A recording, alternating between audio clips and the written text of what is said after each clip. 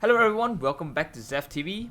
So in the previous episode, we actually discussed about the tips and tricks on starting your very own mercenary group in the world of Wartales. So if you do not know the game, Wartales is actually a Steam game. It's a RPG turn-based game where you control and play as a party of mercenaries. So today we'll be continuing the tips and tricks on how you start or even strengthen your very own mercenary party if you have already played the game. So if you're a new player and you want to have a really good head start where you know what you're doing and everything, so this is a tip for you. So there will be some tips and tricks that is already mentioned in the first video, and if you haven't checked out the first video, do check it out. It will be in the link in the description down below. So let's see how it goes, and we'll check out the new tips and tricks that I'll be mentioning today. Let's begin. Right, so the first tip that we're going to be talking about is traits. So when you start the game, there will be traits bestowed upon your characters.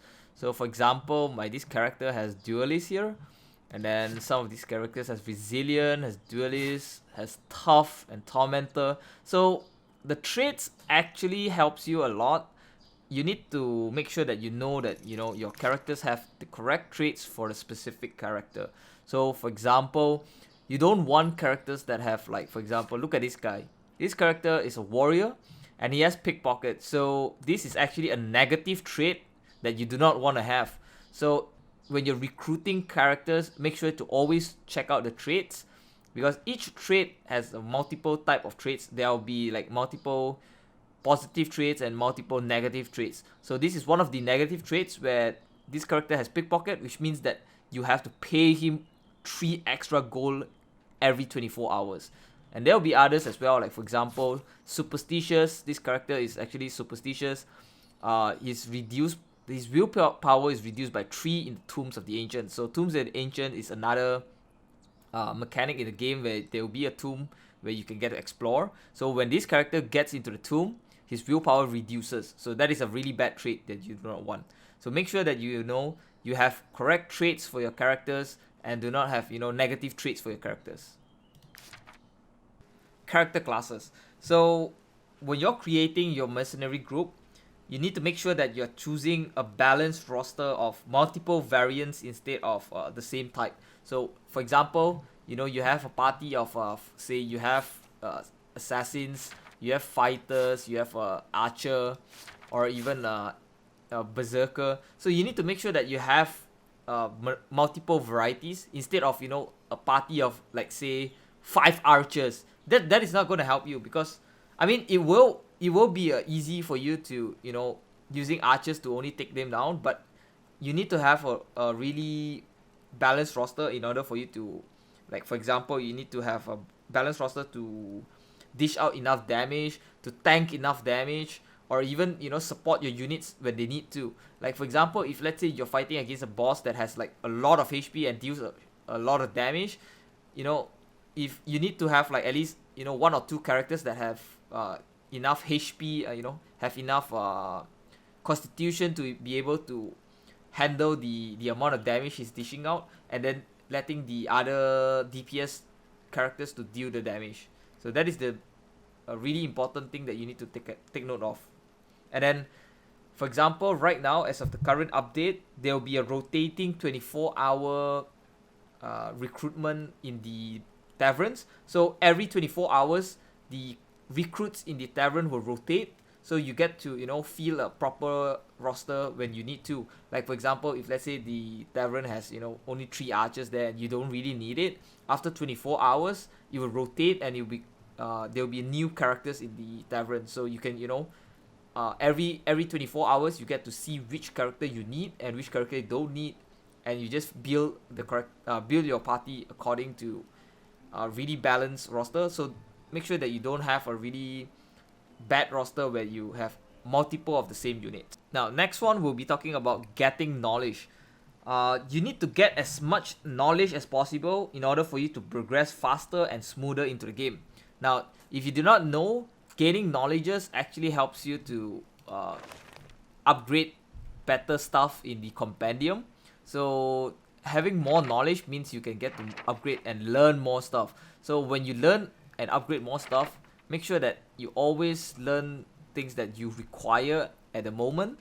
And then when you have extra knowledges, try to learn stuff that actually lets you increase more knowledge. Like for example, this Bart's reinforced layer. If I were to research, if I were to create this product, it lets me have extra knowledge into the progress. So basically, you have one knowledge and you use it into this thing, and then you create the item, you gain another knowledge. So it's like a win-win situation here. There will be others as well, but maybe there are the others that I've already researched. Like for example, there are these as well. So these are the items that I have not created. So if I were to create this item, like these items, I will gain knowledge in the progress. And then there will be others as well where you, for example, this grilled carb, I've not learned it. So if I were to learn it with a knowledge, it gives me new recipe in the companion if I were to craft this thing. So knowledge is key for you to progress into the game smoothly, and making sure that you upgrade and learn stuff that you require. Like you don't have to learn in the early game, you don't have to learn anything from the apothecary table. Like for example, the reading potion, you get this later on. Like maybe like pristine essence, bleeding oil, you don't really need this in the early game. Like you could buy them maybe, but you don't have to research, learn them with the knowledge that you have. You could maybe learn something that helps your party in the early game, maybe getting equipments, getting food, maybe workshop items. These are the most important stuff that you want. The next thing we'll be talking about is happiness. Keeping your companions party happy in order for you to feel a larger party. So for example, as of the current update, the happiness is actually accumulative right now, which means that as time pass, as time go, and if you complete the criteria needed for your party, the happiness will increase significantly every time. So the thing that you need to make sure is, you need to make sure that every time you cater the needs of your party. For example, the needs of my party as of currently, we have a drunkard, which means that we need to ensure that at least they consume alcohol every single meal.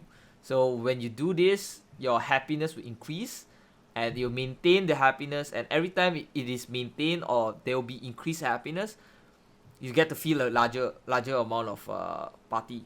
And then you need to make sure that certain food gives you happiness as well. So make sure to have a variety of them. Like for example, alcohols give you extra happiness, and there are some alcohols, like for example the Gozenberg wine, they actually gives you extra happiness. Like for example, a normal Adoran wine gives you only one happiness, while the Gozenberg wine gives you two happiness. There will be others as well. Like for example, meat is something that you get to create if you have the brewing vat.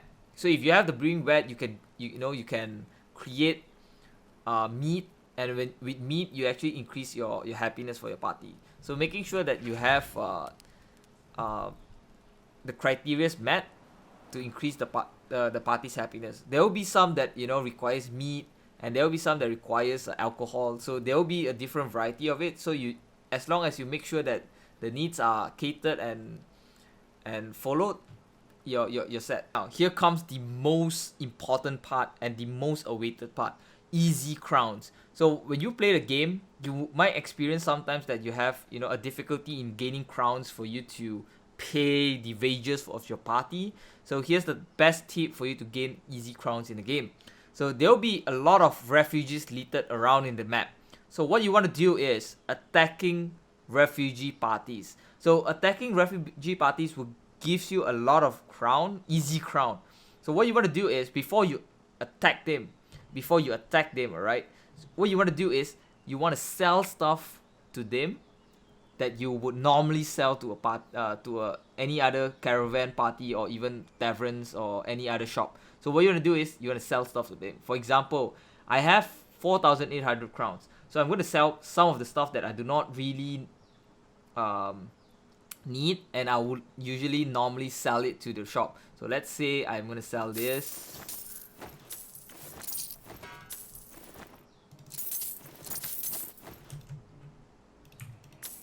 I'm gonna sell most of the stuff that I have here. Originally I have 4,800 crowns, so I'm gonna sell majority of them until I have like, let's say, 6,000 crowns. All right, I'm gonna sell this.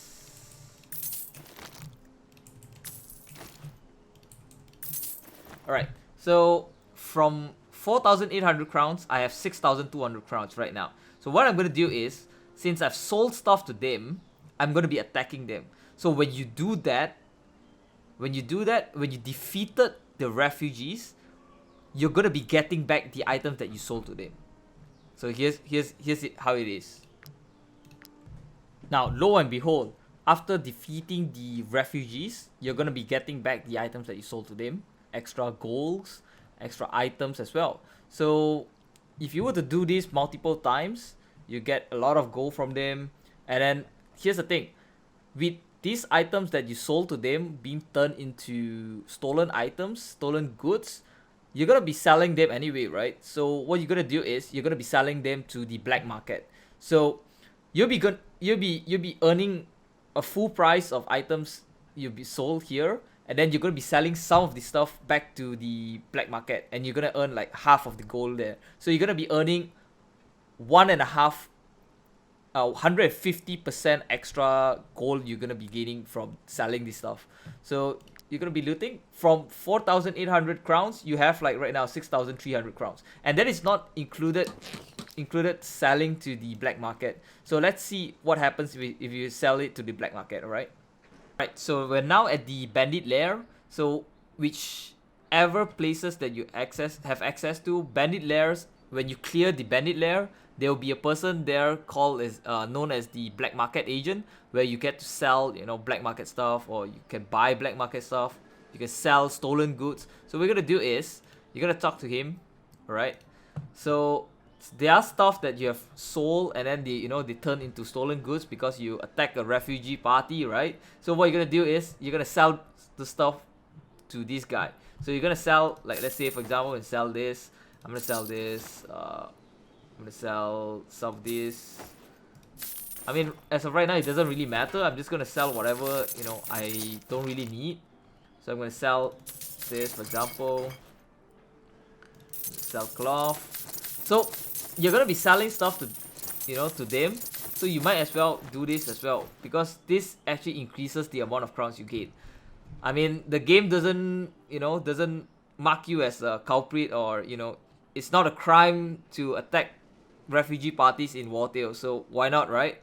So you're gonna be doing it, multiple times for you to gain a lot of crowns. So you could, let's say for example, you want to buy stuff from, let's say you earn a lot of items, and then you don't know what to do with it, and you're gonna be selling them eventually, right? So might as well just attack a refugee party, sell the stuff to them, attack them, defeat them, gain back the stuff as stolen goods, and then sell it back to a black market agent. So you're gonna be earning back like 2 times the amount. Not really 2 times the amount, but at least 75% of the amount back. And you're gonna be earning a lot of money, a lot of crowns from them. So you're gonna be doing this a lot of times to get a lot of crowns. This is the easiest way for you to get crowns as far as I know. Next, which is Piton. So if you have not realized the use of Piton is actually a tool that lets you navigate into, like, rough terrains that you could never navigate to, or get to places that you could never get to without the use of Piton. So what you're gonna do is, using Piton is actually fairly simple. What you want to do is get as close as possible as you can to a cliff or some sort, and then you'll be able to see like certain places that you can use. Like for example, you can right click it, and you can see a line coming out of it. So the use of Piton is actually to get to places that you can never access to, or you can get to places that you want to have a shortcut to. For example, in the early of the stage, the Edoranian border crossing requires you to have the border pass, or you will have to pay for it. Now you with this Piton, you don't really have to pay. All you have to do is just come up here, put a Piton, and then you can just get across the border without even paying a single dime, you know. So doing this actually helps you a lot because it lets you access places that you can never access to, or access to places faster. So that's about it for Piton. And that wraps up the tips and tricks to forming your very own mercenary party in Wartales. So I hope you guys gain a lot from this video. If you haven't seen the first Wartales tips and tricks that I've made, you can check it out in the link down in the description down below. And I hope that you guys gain a lot of information from this video to strengthening your very own mercenary party or creating your own party if you are a new player.